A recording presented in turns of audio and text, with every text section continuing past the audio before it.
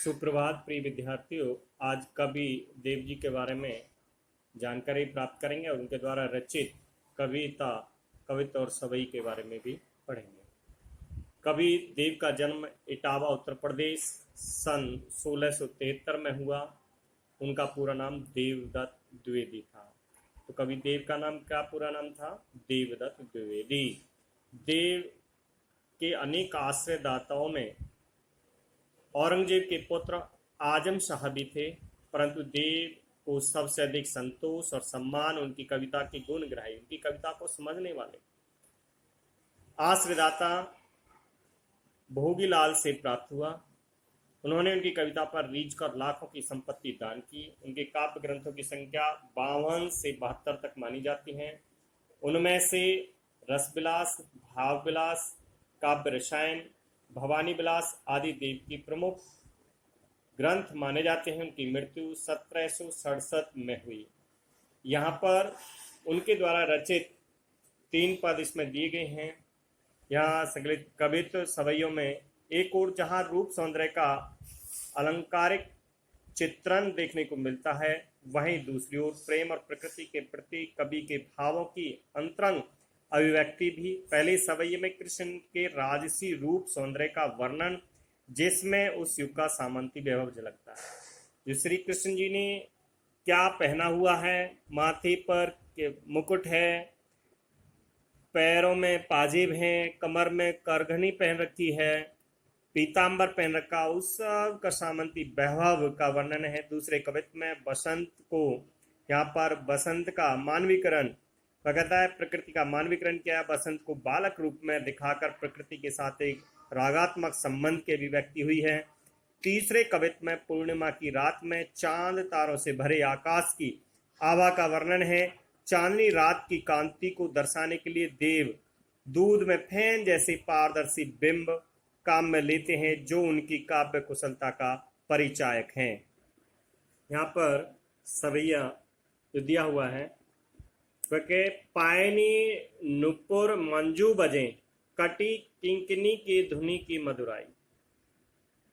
पायनी पैरों में, नुपुर पाजेब बज रहे हैं, वह पैरों में पाजेब पहन रखे हैं, जो चलने पर मधुर ध्वनि उत्पन्न करते हैं। कटी किंकिनी के धुनी की मधुराई। कमर में करधनी पहने हुए हैं, जो मधुर धुन उत्पन्न करती है।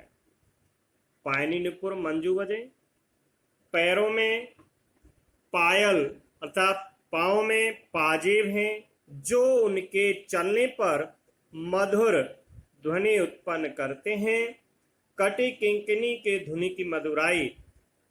उनकी कमर में करधनी है, जो मीठी धुन पैदा करती है। सांवरे अंग लसे पट पीत, सांवले सलोने शरीर पर पीतांबर शोभायमान है। हिये हुल से बनमाल सुहाई, ये हृदय पर, छाती पर वन फूलों की माला हुल से आनंद प्रसन्नता उत्पन्न करती है। सांवले सलोने अंग पर, शरीर पर पीतांबर शोभायमान है। हृदय पर वन फूलों की माला प्रसन्नता उत्पन्न करती है। माथे क्रीट बड़े दृग चंचल, माथे पर मुकुट है, बड़ी बड़ी आंखों में चंचलता भरी हुई है। मंद हंसी मुख चंद जुन्हाई, मंद मंद हंसी चांद जैसे मुख पर चांदनी फैला रही है।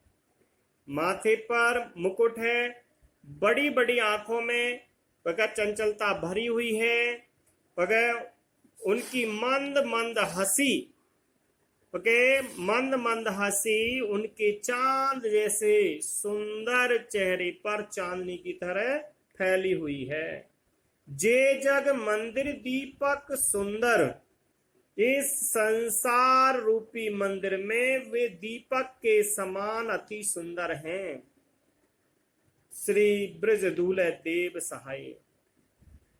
कवि देव जी कहते हैं, श्री कृष्ण सदा उनके सहायक रहें, उनकी सहायता करते रहें। इसमें श्री कृष्ण जी के रूप सौंदर्य का वर्णन किया है कि वे इस संसार में किस प्रकार शोभायमान हैं। कवित्व डार द्रुम पलना बिछौना नव पल्लव के सुमन झिगुला सोहे तन छवि भारी दे।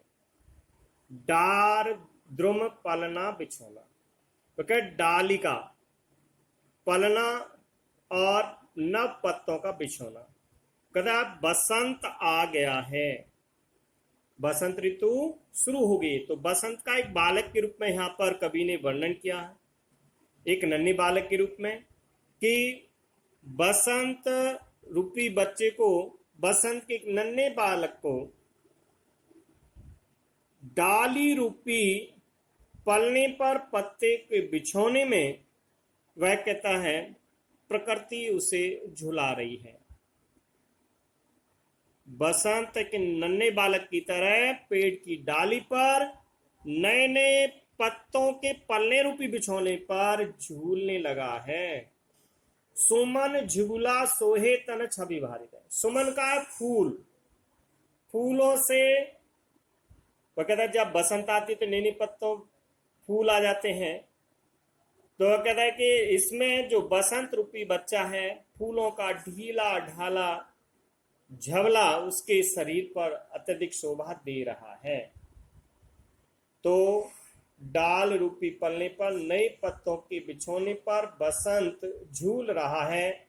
उसने फूलों का सुंदर झबला पहन रखा जो उससे अत्यधिक शोभा दे रहा है। पवन झुलावे के की कीर बतरावे दे, पवन उसे झुला रहा है। के की कीर, मोर और तोते उससे अपनी आवाज में बातें कर रहे हैं।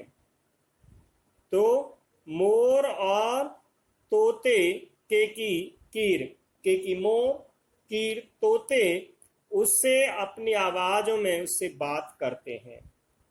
कोकिल हलावे हुल सावे कर तार दे, कोयल उसके पल्ले को झुला रही है, हिलाती है और ताली बजाकर अपनी प्रसन्नता प्रकट करती है। पुरित पराग सो उतारो करे राइनोन, कंजकली नायिका लतान सिर सारी दे। कंजकली कमल की कली रूपी नायिका लता रूपी साड़ी से, लता रूपी साड़ी से सिर को ढककर पूरित पराग कण, वह कहता है साड़ी से सिर ढांपकर पराग कणों से बसंत बालक की नजर उतार रही है। एक साधारण स्त्री की तरह, जैसे साधारण स्त्री अपने बच्चे की नजर उतारने के लिए टोटका करती है, उसी प्रकार कमल की नायिका, कमल की कली रूपी नायिका लता रूपी साड़ी से सिर ढककर प्राकणों से बसंत बच्चे की नजर उतार रही है। मदन महिपुजु को बालक बसंत ताही, प्रातः जगावत गुलाब चटकारी दे। मदन महिपुजु को बालक, ये बालक बसंत कामदेव का पुत्र है, महाराज कामदेव का पुत्र है। इसको जगाने के लिए प्रातः काल में वह गुलाब चुटकियां बजा बजाकर इसको जगाते हैं। यहाँ पर गुलाबों के प्रातः काल जब कलियां खुलती हैं तो जो चट की आवाज है उसको कहा है कि कामदेव के पुत्र बसंत को जगाने के लिए गुलाब चुटकियां बजाते हैं, चुटकियां बजाकर उसे जगाते हैं। कवित्व फटिक सैलानी सो सुधारियो सुधा मंदिर, उधी दधी को सो अधिकाय उम्मेगे अमंद। फटिक सैलानी, सफ्टिक के, इसमें कहा सफ्टिक की सिलाएं चट्टाने कि इस सुधा मंदिर, सुधा का अमृत की इस धवलता उज्ज्वलता को, इस अमृतमयी उज्ज्वल भवन को बनाने के लिए सफ्टिक की शिलाओं का इस प्रकार प्रयोग किया गया है कि उधी दधी को सो अधिकाय उम्गमन, कि उसमें उधी समुद्र, दधी दही के समुद्र के तरंगों के समान अपार आनंद उमड़ रहा है। कहता है इस अमृत रूपी उज्ज्वल भवन में स्फटिक की शिलाओं से इस प्रकार बनाया गया है कि उसमें दही के समुद्र की से अपार आनंद उमड़ रहा है। कवि देव कहते हैं बाहर ते भीतर लो भीति न देखे देव। कवि देव कहते हैं कि बाहर से और भीतर तक कहीं भी दीवार दिखाई नहीं देती है। दूध को सो फैन फैले आंगन फरस बने। उसमें ऐसी उज्ज्वलता, दूध के फैन जैसी उज्ज्वलता वह कहता फैली हुई है। वह आंगन से फरस, वह कहता सारे आंगन और फरस से ऊंचे स्थान तक यह उज्ज्वलता फैली हुई है। तारा सी तरनी तामे थाड़ी झिलमिली होती, मोतीन की ज्योति मिल्यो मल्लिका को मकरंद।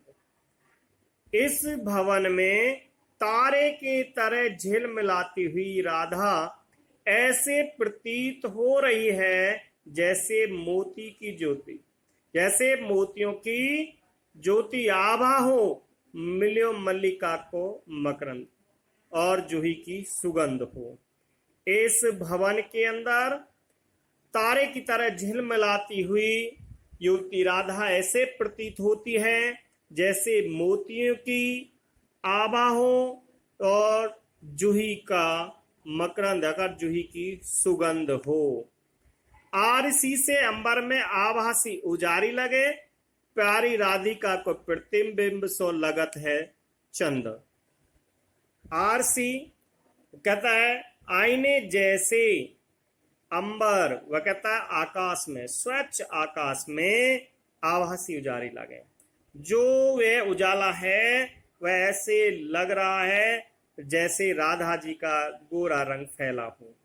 प्यारी राधिका को प्रतिबिंब सो लागत है।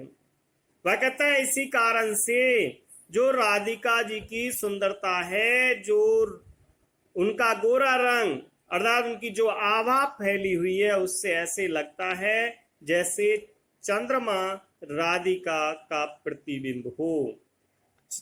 चंद्रमा भी राधिका जी का प्रतिबिंब हो। आरसी आईनी से स्वच्छ आकाश में, वह कहता है इसमें जो आभा फैली हुई है, जो उजाला फैला हुआ है, राधा जी के गोरा रंग फैला हूं और चंद्रमा भी राधा जी का प्रतिबिंब सा लगता है।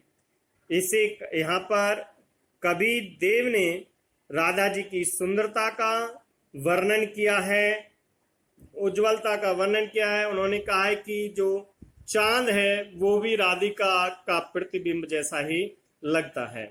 इसमें कवि ने यहाँ पर सवैया और कवित्व छंद का प्रयोग किया, जो इसके बाद में इसके छंद भी पेपर में आते हैं, उसके बारे में भी पढ़ेंगे। इसके शब्दार्थ और पीछे कवित्व की परिभाषा दी हुई है। कवित्व वार्णिक छंद है, उसके प्रत्येक चरण में 31 से 31 वर्ण होते हैं। प्रत्येक चरण में 16वें या फिर 15वें वर्ण पर यति रहती है। सामान्यतः चरण का अंतिम वर्ण गुरु होता है। सभी बच्चे इसे याद करके लिखेंगे और अपनी जो नोटबुक बनाई हुई है फेयर नोटबुक, उसमें नोट करेंगे। धन्यवाद।